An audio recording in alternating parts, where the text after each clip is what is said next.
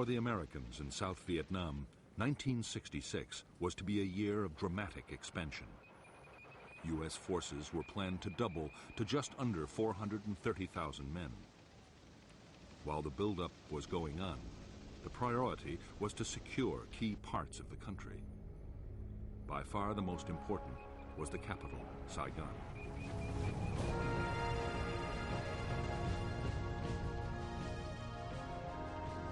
Saigon was a teeming city of 2 million people. It was the seat of the South Vietnamese government and the location of South Vietnamese and American military headquarters. Above all, Saigon was the symbol of the South's independence from the Communist North.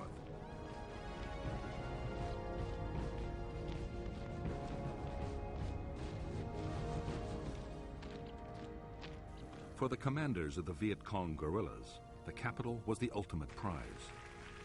The tens of thousands of Viet Cong based within 50 miles of Saigon were already drawing a noose tight around the city. Powerful guerrilla units were pushing right up to Saigon's doorstep.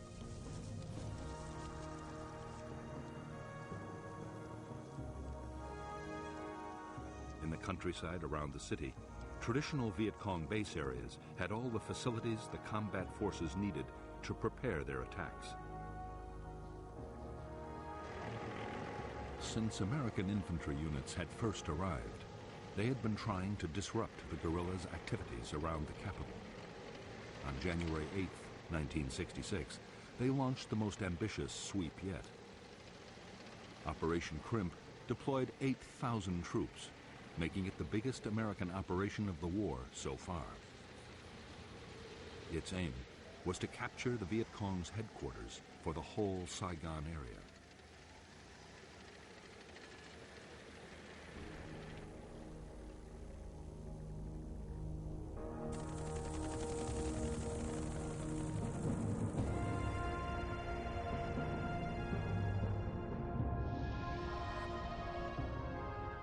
The Viet Cong headquarters for Saigon was believed to be somewhere in the Cu Chi district, the communist stronghold barely 20 miles from the capital.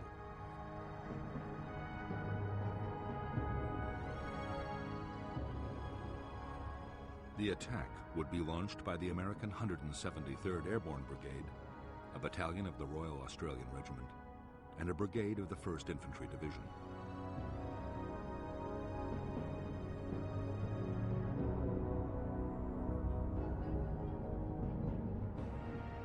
North of Cu Chi town was the disused Philhall rubber plantation and the forested area the Americans called the Hobo Woods.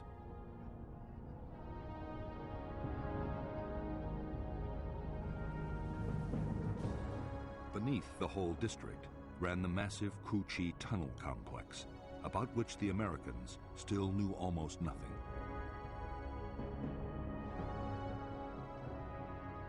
In the tunnels were the Viet Cong's Cu Chi military headquarters,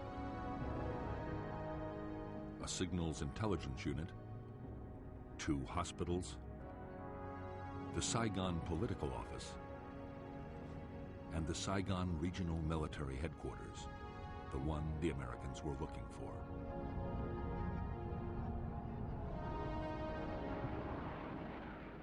As with every American search and destroy sweep, Operation Crimp began with massive airstrikes and artillery bombardments.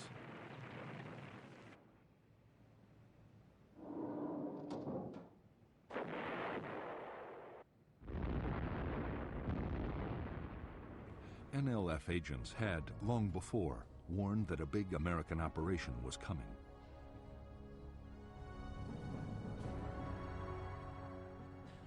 Guerrilla commanders had already moved several thousand troops out of the Cu Chi area. Only 1,000 local guerrillas were left behind, mostly inexperienced teenagers.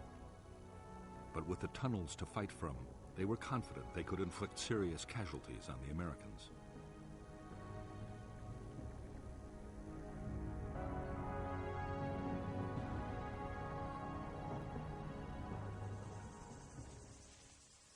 Right from the start, as the Americans attacked into the Hobo Woods, they faced rifle fire, grenades, and booby traps.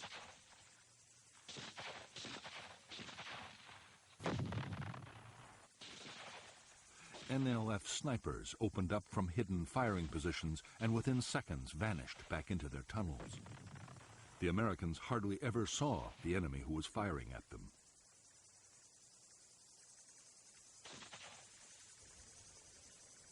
As the days went on, the Americans grew ever more frustrated and demoralized.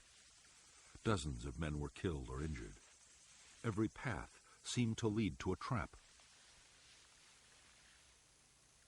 Only slowly did units begin to discover trenches and bunkers. They also found a handful of tunnel entrances. Still, no one had any idea of the sheer scale of the complex beneath their feet.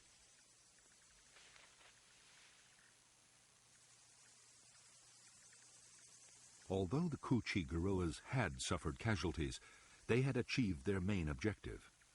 The tunnel complex and headquarters had survived virtually intact, as had the whole Viet Cong organization in the area.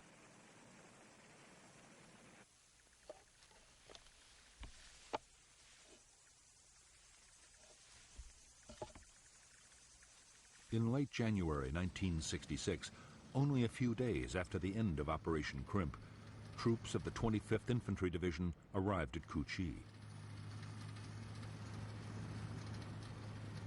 Their orders were to secure the area for the 25th's main base.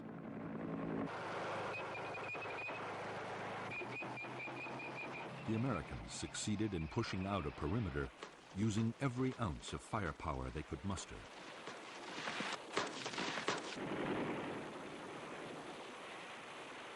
But from the first day, they faced constant harassing attacks from the Cu Chi guerrillas.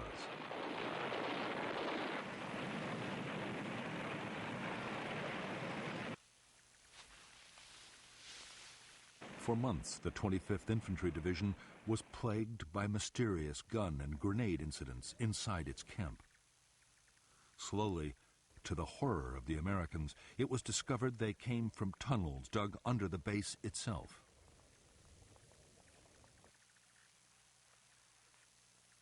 They were eventually found and sealed. But the main tunnel complex, only a few miles away, would keep its secrets for years to come.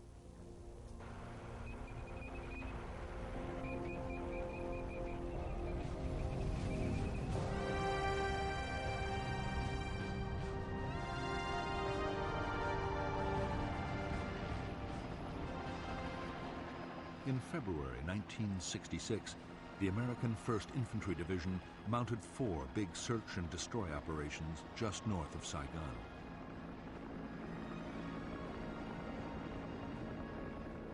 The result was disappointing. There were clashes with units from 2 Viet Cong regiments, but there were no major battles.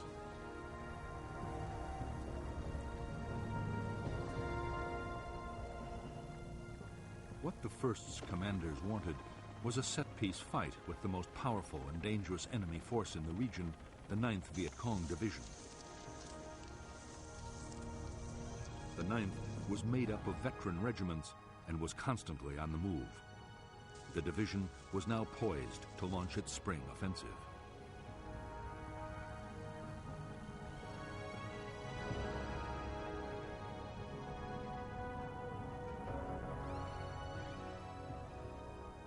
The communist leadership had ordered the Viet Cong to avoid head-on clashes with the Americans unless the odds were very favorable. But NLF leaders still meant to fight aggressively. General Tan, the energetic commander of the NLF, strongly believed that the soldier was more important than his weapons. Tan was certain that what the troops of the 9th lacked in hardware, they would make up for in revolutionary zeal.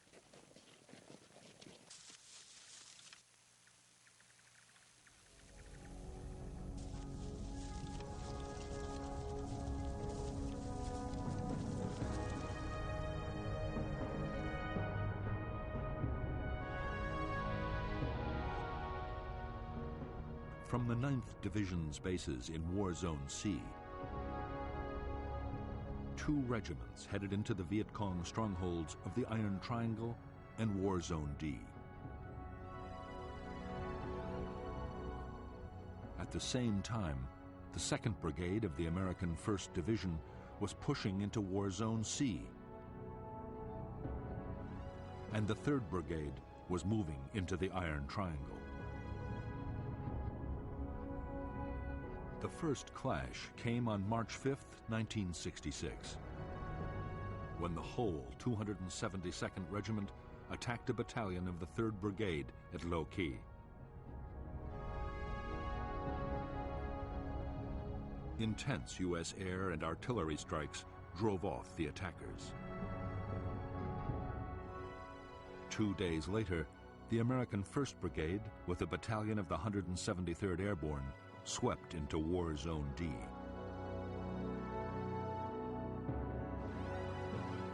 An entire Viet Cong regiment attacked the airborne's positions. Again, devastating U.S. artillery fire turned back the assault.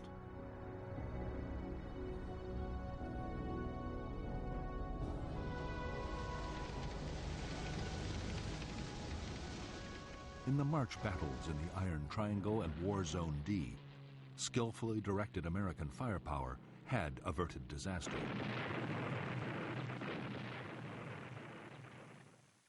Hundreds of Viet Cong had been killed by artillery and airstrikes. However, to the intense frustration of U.S. commanders, after the fights, the Viet Cong regiments had simply melted away.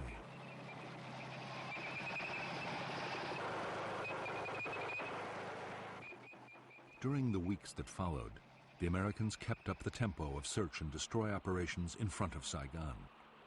Commanders were determined to make contact with the enemy.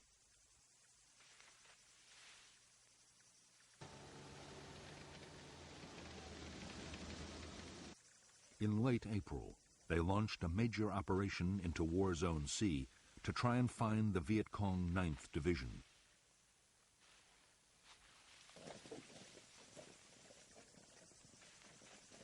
Operation Birmingham lasted for 3 weeks. More than 5,000 American troops of the 1st Infantry Division took part. They were backed by huge numbers of helicopters and armored vehicles.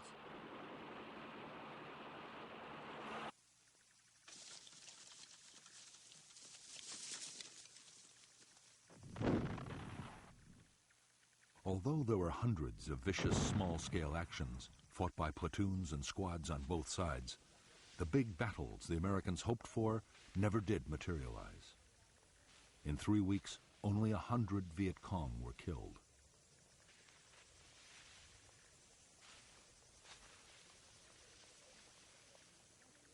Most disturbing of all for American commanders, most of the fighting that had happened had been started by the Viet Cong at the time and place they chose.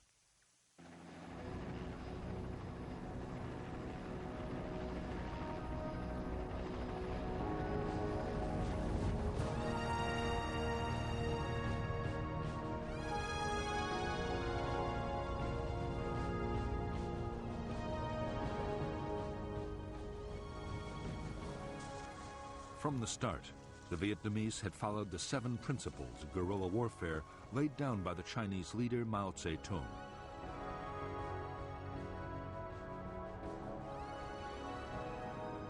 To these, General Giap had added 4 more steps. If the enemy advances, we retreat. If he halts, we harass. If he avoids battle, we attack. If he retreats, we follow.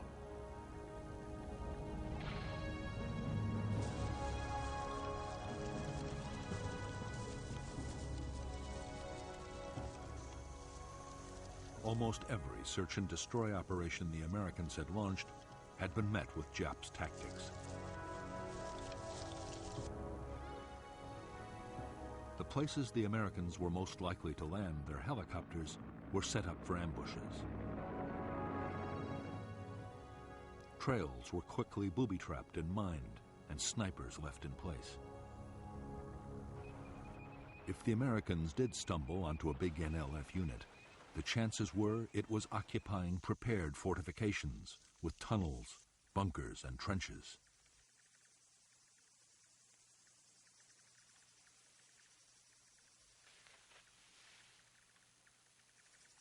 It was when the Americans set up a defensive perimeter for the night or created artillery fire bases as they did during every operation that the Viet Cong would attack in strength.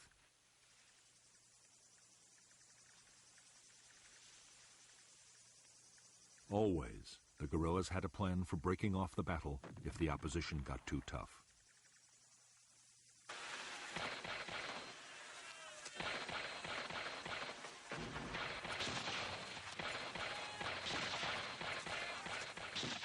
At first, American tactics had been totally unsuited to dealing with a skilled guerrilla enemy. With hard-won experience, that was changing. Commanders learned that helicopter landings had to be fast and aggressive.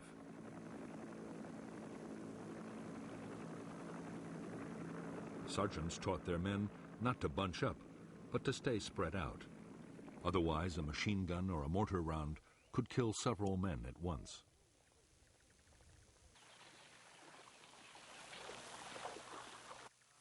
When camp was made, perimeter defenses had to be strong, with clear fields of fire all around. Above all, American soldiers learned they had to be vigilant at all times.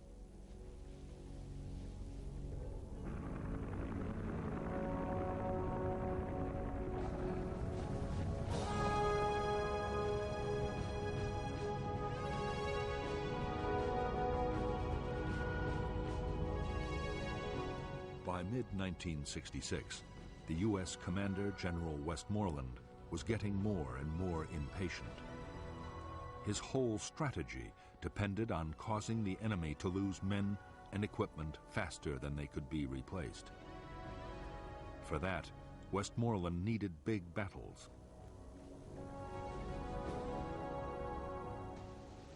He ordered the 1st Division to make more substantial contact with the Viet Cong.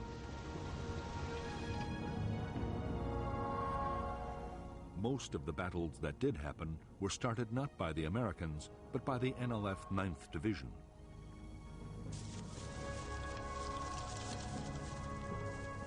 Route 13, linking Saigon to the Cambodian border, was the site for major ambushes. In some, the guerrillas struck with 1,000 troops at a time.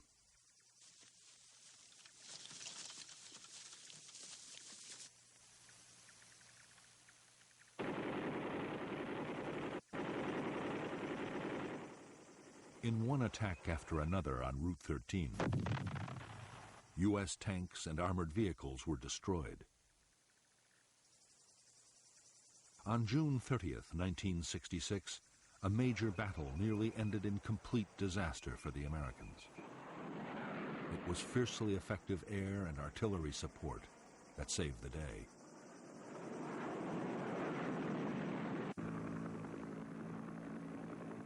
Soon after the battles, the whole NLF 9th Division moved back into its most impenetrable base areas.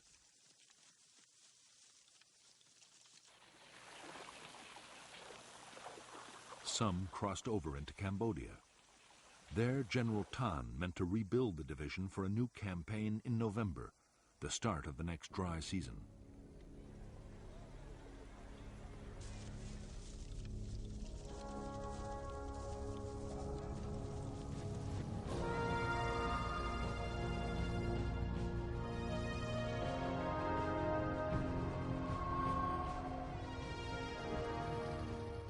In the past year, the strength of the North Vietnamese regular army inside the South had risen to upwards of 60,000 men.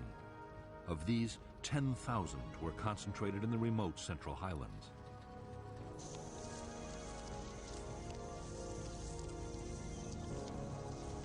It was this area that General Giap, the North Vietnamese army commander, saw as a killing zone, a battlefield on which enormous casualties could be inflicted on the enemy.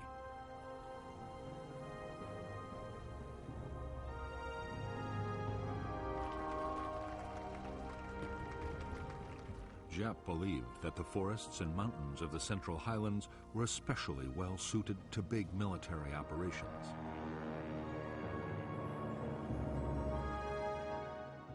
Whole regiments could be hidden, and the highland weather could be relied on to disrupt American air power. The troops would also be close to supplies and reinforcements across the Cambodian border.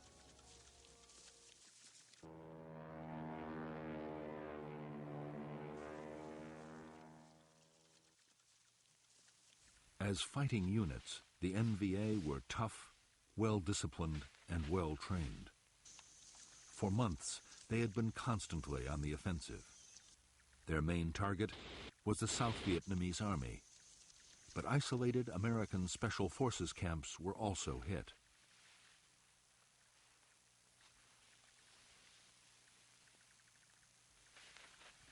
Increasingly, attacks were carried out by units up to 2,000 strong.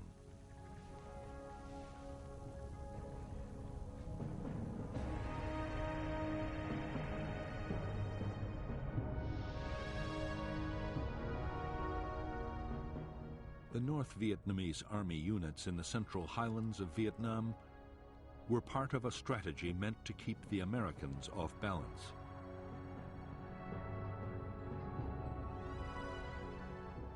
There were powerful NVA divisions on the demilitarized zone, separating North and South Vietnam. And there were the NLF regiments opposite Saigon. Communist forces could present the Americans with a challenge in any of the three areas and force them to react.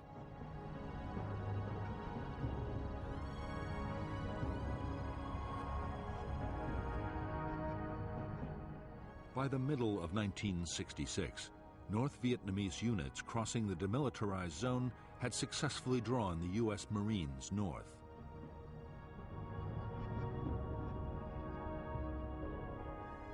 In the highlands, the NVA 24th Regiment had engaged elements of the 101st Airborne Division. The 1st NVA Division had pulled a U.S. infantry brigade and the 1st Air Cavalry towards the Cambodian border.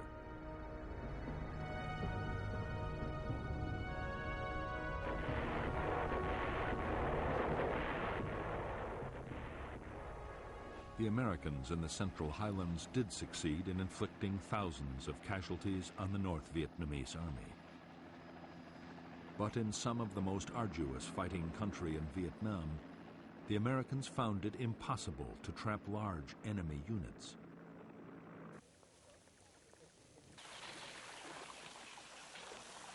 Time after time, they succeeded in slipping through the net.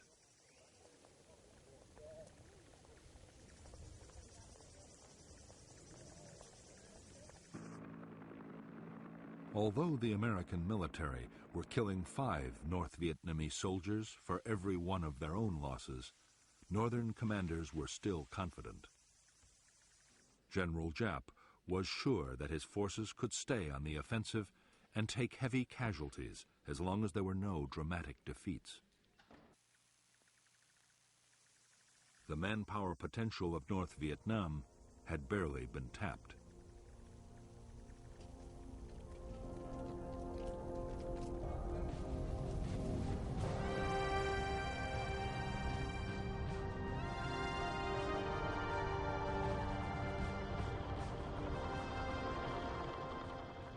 From the start of its war in Vietnam, the U.S. Army had found the conflict to be unlike any other. As Viet Cong attacks proved every day, there was no front line. Each side controlled only the territory immediately around its positions or its bases. The Army was calling it area war.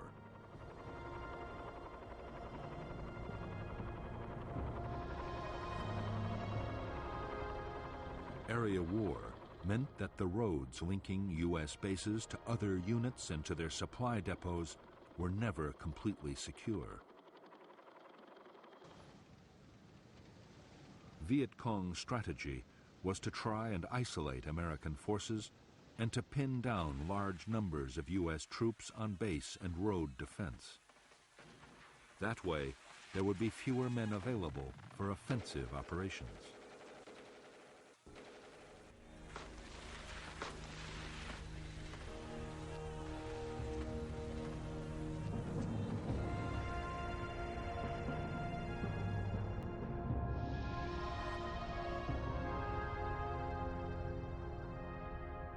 The supply lifelines for the 25th and the 1st U.S. Infantry Divisions were the roads linking their major bases to Saigon, Bien Hoa Air Base, and Long Binh, the biggest supply depot in Vietnam.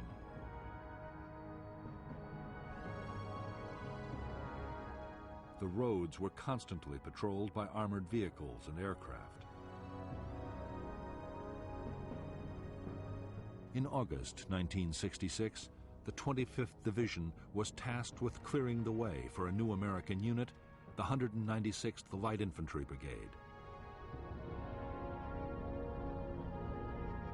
The 196th was to be based at Ta Ninh to secure Route 22, running through the NLF base area of War Zone C.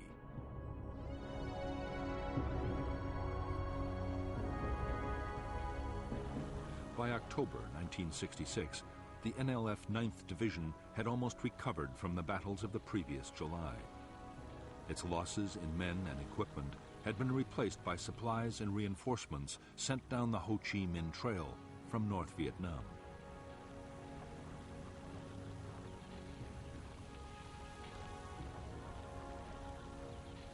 With the dry season coming, the 9th was busy in War Zone C preparing for its next offensive.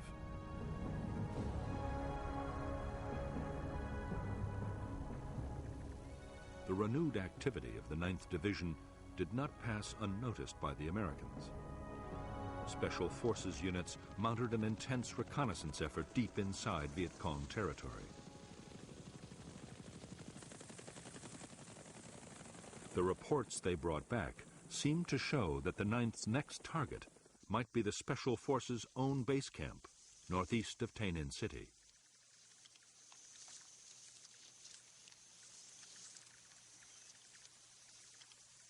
American commanders were determined to disrupt the Viet Cong's plans.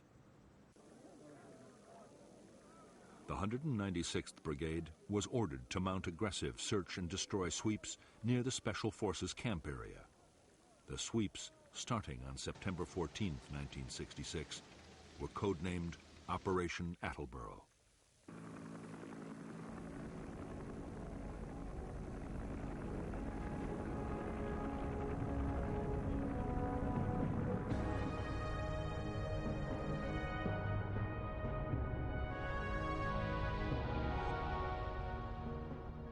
Operation Attleboro was launched by the 196th Light Infantry Brigade together with 22,000 South Vietnamese soldiers and GIs from the 1st, 4th, and 25th Infantry Divisions. Almost at once, huge supply caches belonging to the NLF 9th Division were found by the Americans south of the Michelin rubber plantation. It was believed the NLF were somewhere between the plantation and the American Special Forces base at Suy Da.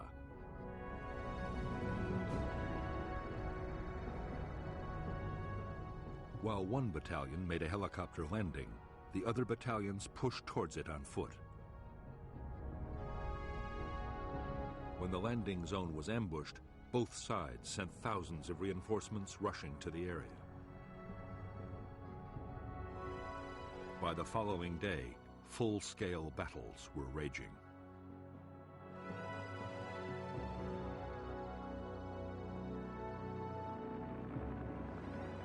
In the first days of Operation Attleboro, almost every fresh American unit sent in was ambushed.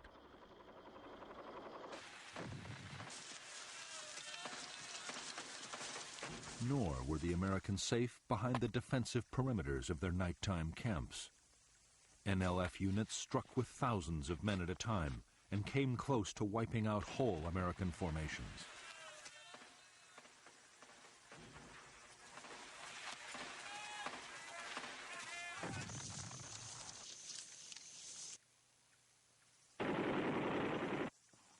It was intense air and artillery support that, in the end, as in so many battles, saved the Americans from disaster.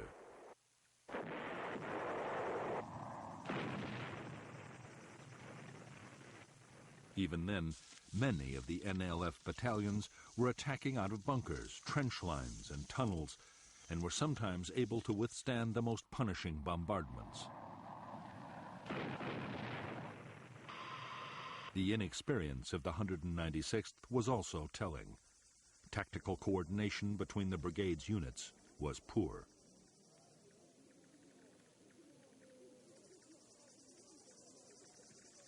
Although the situation was desperate, American commanders in Saigon also saw a major opportunity. Attleboro might be a chance to fight the kind of big battle they had been looking for.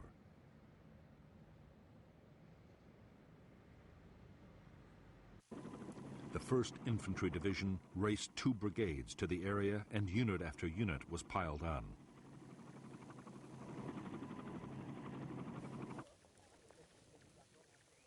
The 11th Armored Cavalry Regiment, only just arrived in Vietnam, was also thrown into the battle.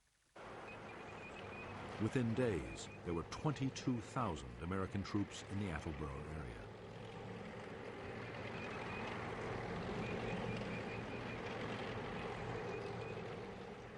The massive buildup of American forces was the NLF's cue to disengage. Although fierce firefights continued wherever the two sides came into contact, the 9th Division began to withdraw. Its big units broke down into smaller groups and slipped away towards Cambodia, where the Americans were forbidden to follow.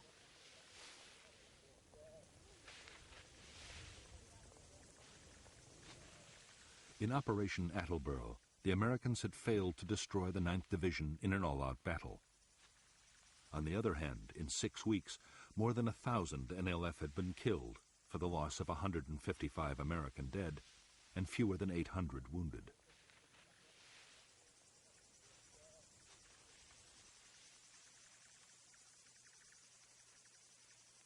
U.S. troops had captured a massive amount of enemy stores and documents, and Viet Cong plans for the coming months had been badly disrupted.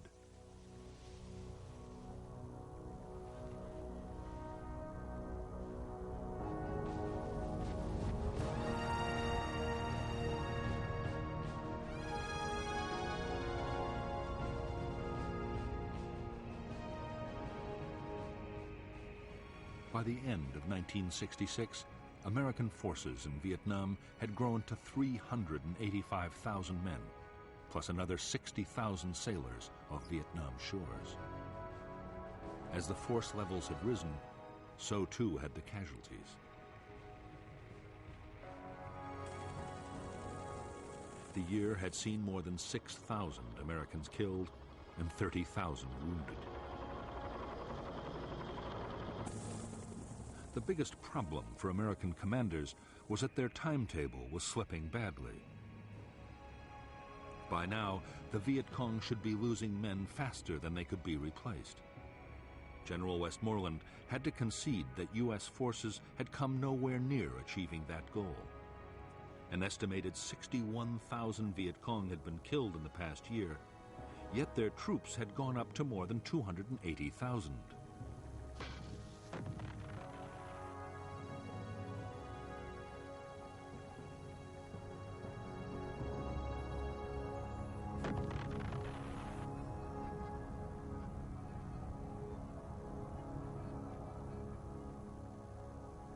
Part of the problem was that the American bombing campaign against North Vietnam and its supply routes to the south was still failing. More men and materials were reaching the guerrillas than ever before. The Viet Cong had also stepped up their recruiting.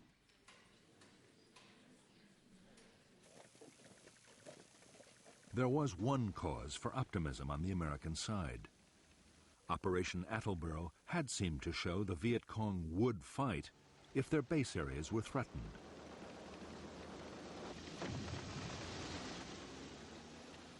The latest plan was to go back into War Zone C with even greater forces. But first the Americans wanted to solve an immediate problem. The districts just in front of Saigon, the Iron Triangle and Cu Chi, were still major Viet Cong strongholds.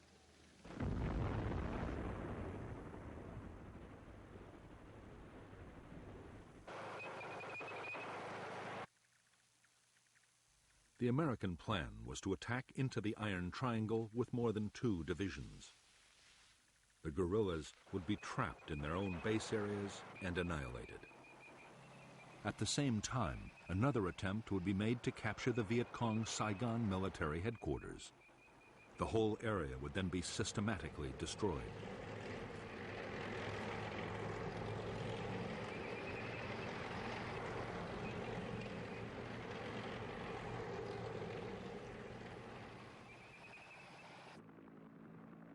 Before the attack, American aircraft dropped 20,000 leaflets telling the population to leave at once.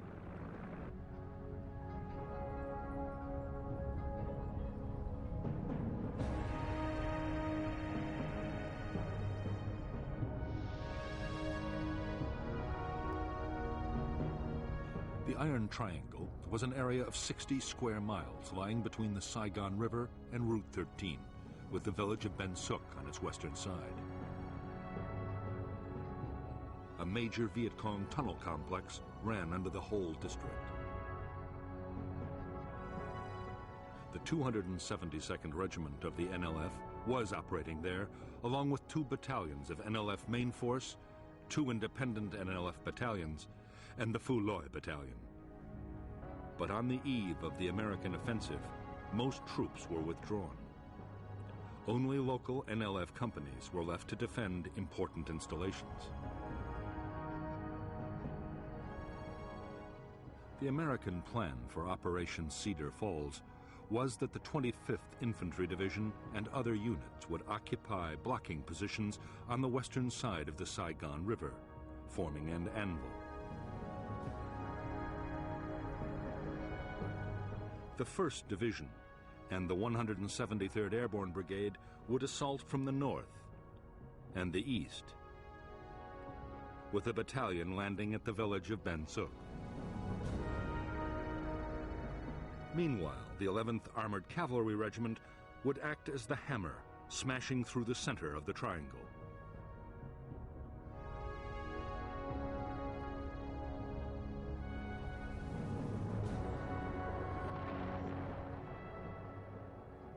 Operation Cedar Falls opened with 4 days of attacks by B-52 bombers.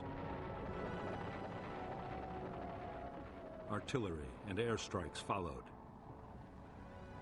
and a wall of fire was laid down to cut off the NLF's retreat.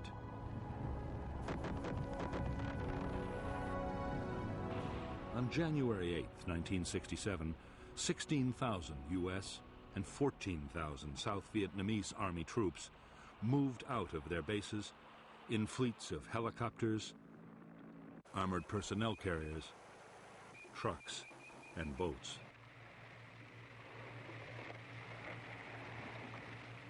In the first hours of Operation Cedar Falls, the village of Ben Suc had been captured with barely a shot fired. The local company of 100 NLF fighters had been taken completely by surprise.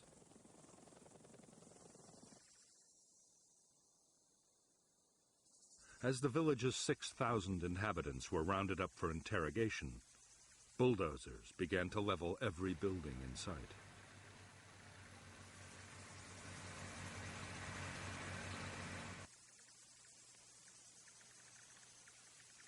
The American operation to smash the Iron Triangle lasted 19 days.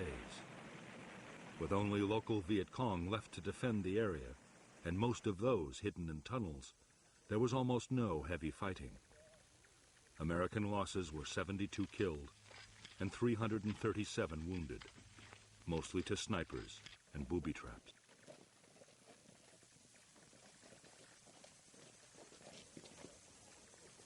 In Ben Suc and in the Tan Dien forest, the Americans uncovered dozens of tunnel entrances. By now, they were better prepared. Specialists, known as tunnel rats, had trained to go down tunnels and explore.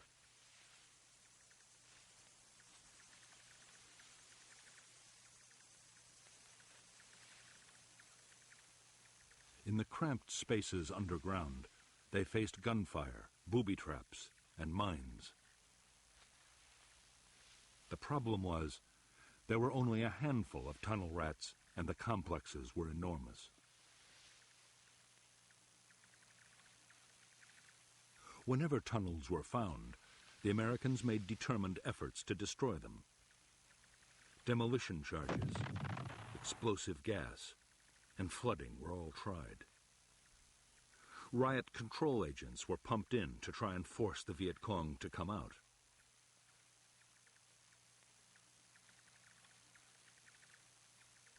Nothing really worked. The tunnels were designed so that neither gas nor water could penetrate far.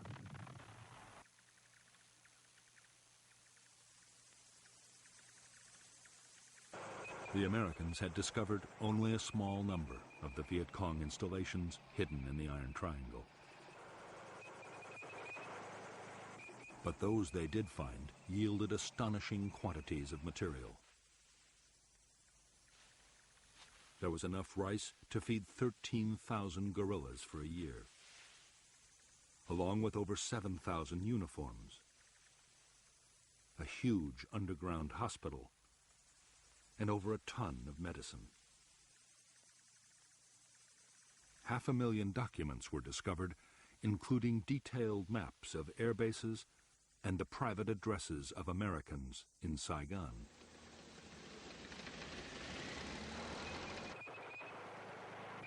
Some U.S. commanders immediately hailed Cedar Falls as a major success. Westmoreland was much more cautious. The main NLF military headquarters had not been found. Neither had any sizable enemy unit been brought to battle and destroyed. In the end, 720 Viet Cong had been killed for the loss of 72 Americans.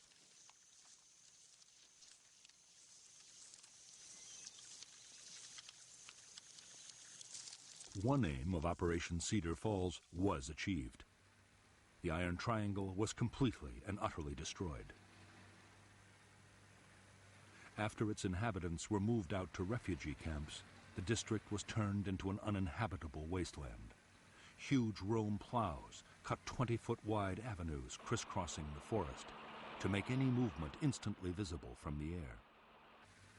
These massive machines could plow the tallest trees into the ground. 60 square miles of forest near Saigon were plowed under in the Iron Triangle. Afterwards, Operation Ranch Hand aircraft sprayed lethal defoliants to destroy the jungle cover and make it impossible to grow crops.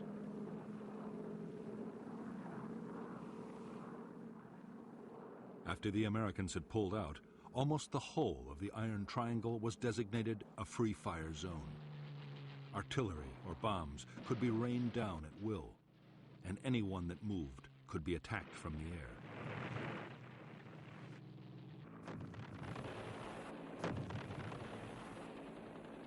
Yet to the astonishment of the Americans, within weeks of Operation Cedar Falls, the Viet Cong were active again in the Iron Triangle.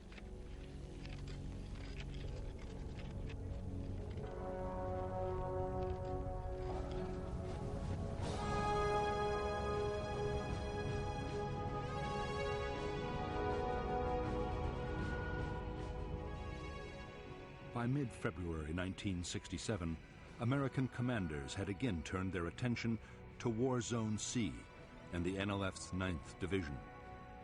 The new offensive was codenamed Junction City. Westmoreland had ordered his commanders to think big, and they had planned the most ambitious search and destroy operation of the war so far. 30,000 American troops would take part, together with 5,000 men from the South Vietnamese Army.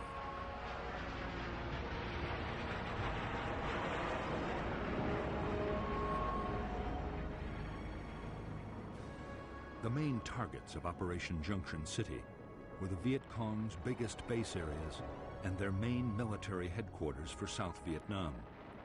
This was known as the Central Office for South Vietnam, or Cas Vinh. However, Cas Vinh never existed as a place. In reality, the military and political leadership of the Viet Cong were always mobile.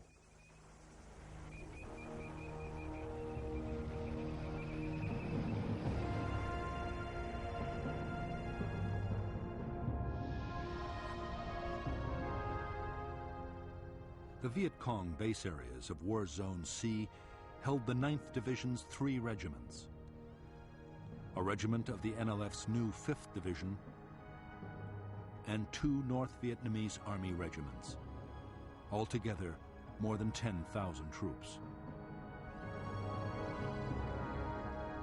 There were also thousands more local Viet Cong scattered throughout the region.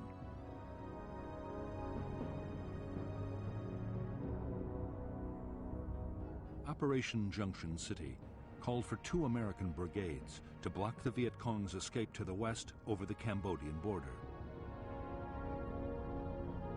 2 more would block to the east. Infantry and airborne forces would close off the north by helicopter and parachute landing, forming a giant horseshoe. Armored cavalry and infantry brigades would then sweep northwards, overrunning all enemy units in their path.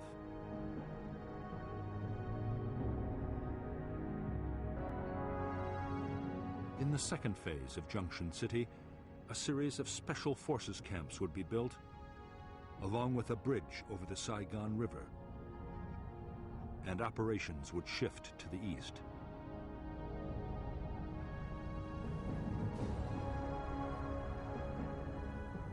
By February 21st, 1967, the Americans were ready to launch Junction City. The blocking forces to the west and the east were in place.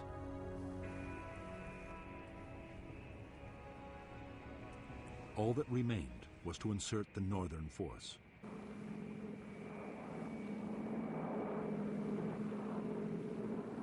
In one of the largest air-mobile assaults ever, 240 helicopters swept over Thanh Ninh province. Fighter bombers and helicopter gunships hammered the landing zones.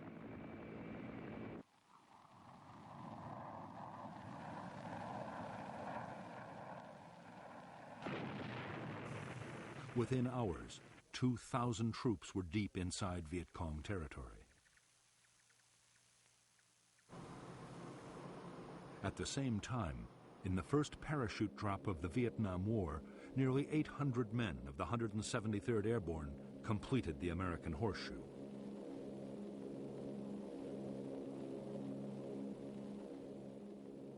The day after the massed air-mobile landings, infantry and mechanized units began pushing north into the horseshoe. The terrain was dense forest. The whole area was riddled with Viet Cong fortifications, tunnels, and bunkers.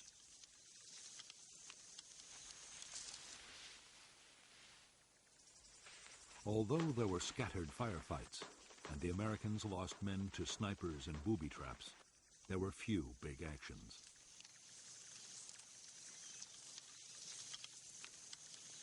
Often, guerrilla installations were found abandoned.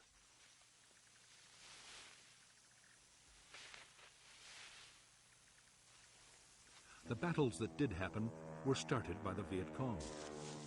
Powerful units twice attacked elements of the 1st Infantry Division at Prek Lok.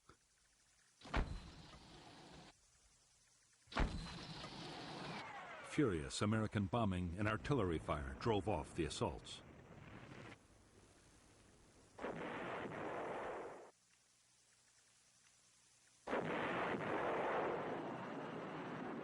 Because the Viet Cong had begun the battles, they were also able to break off the fight whenever they chose.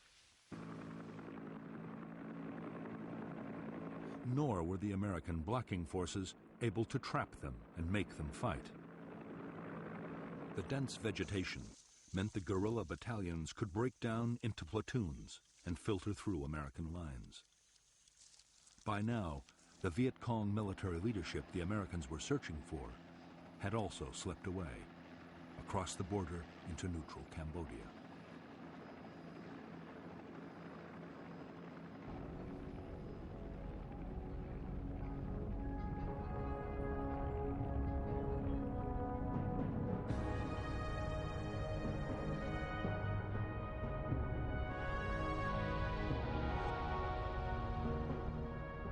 The second phase of Operation Junction City centered around the building of the Saigon River Bridge and the Special Forces camp at An Lac.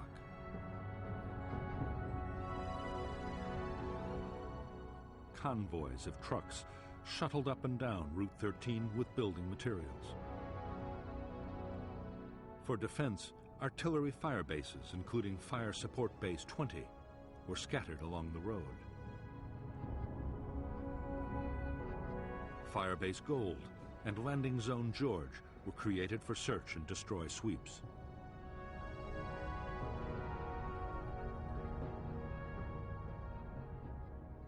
Starting on the night of March 18, 1967, each of the 3 regiments of the NLF 9th Division attacked in full strength, 1,000 men at a time.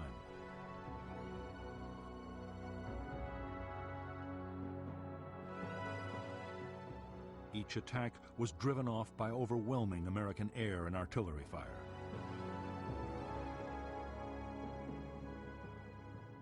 Viet Cong losses were heavy, but the regiments escaped complete destruction.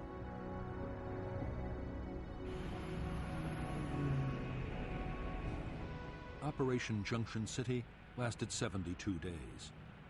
By its end in May 1967, this operation, coupled with the Cedar Falls offensive, had cost 282 American lives and 1,500 wounded.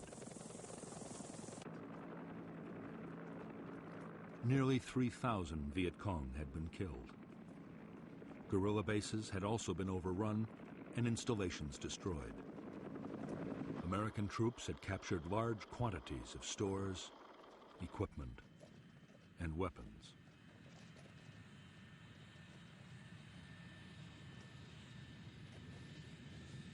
Although some American commanders hailed Junction City as a turning point in the war, the operation was barely over before doubts began to surface. Like Attleboro and Cedar Falls before it, Junction City had inflicted casualties, but there had been no great battles of annihilation. The Viet Cong's regiments were bruised, but still intact. Nor did the Americans or the South Vietnamese Army have the forces to occupy the area indefinitely.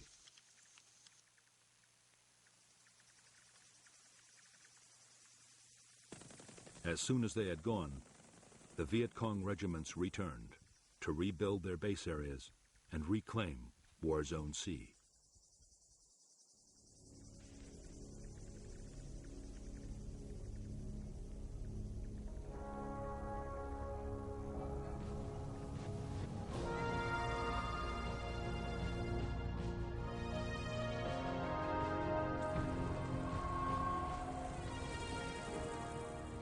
In July 1967, the U.S. Defense Secretary Robert McNamara flew to Saigon to discuss strategy with American and South Vietnamese leaders and officials.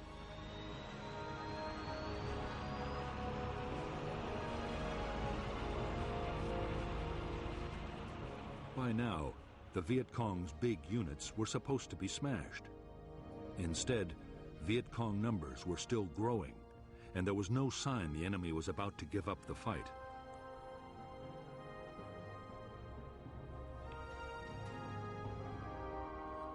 McNamara had already recommended an increase in U.S. troop strength to more than 500,000 men. But now he doubted even that would produce victory soon.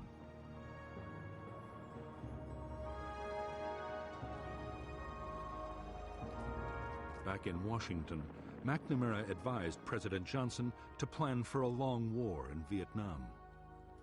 There should be less emphasis on battlefield victories, More attention should be paid to long-term measures, like helping the South Vietnamese government win control of the villages.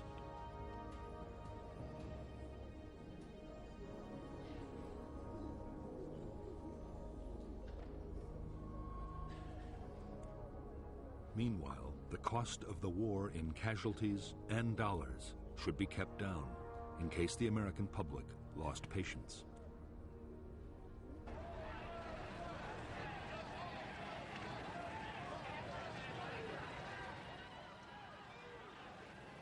In the summer of 1967, just as the Americans resigned themselves to a long war, the Vietnamese communists changed their strategy. For 2 years, the Viet Cong had been patient, content to inflict casualties and keep on fighting. Now, they meant to risk an all-out offensive. In 1968, they planned to leave their tunnels and bunkers and win the war in open battle.